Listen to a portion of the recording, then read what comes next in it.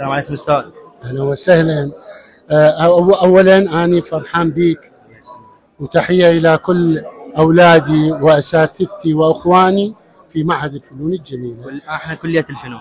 كليه الفنون ومعهد الفنون الجميله، لان اللي كنت احد الطلاب اللي تخرجوا من عندها وبدرجات عاليه.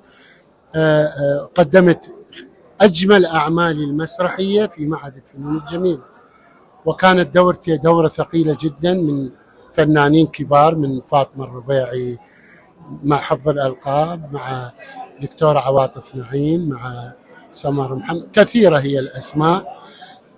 قدمت أجمل الأعمال في معهد الفنون، لذلك أحييهم.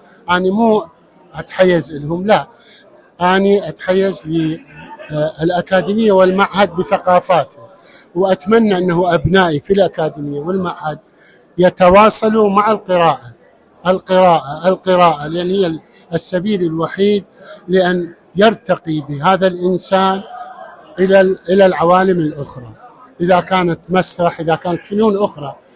أنا فرحان أنه أكون في هذه الدورة 16 بعد أن كانت قبلي 15 دورة. الذي توفى، والآن عايش الحمد لله، وراح أكرم بالمهرجان.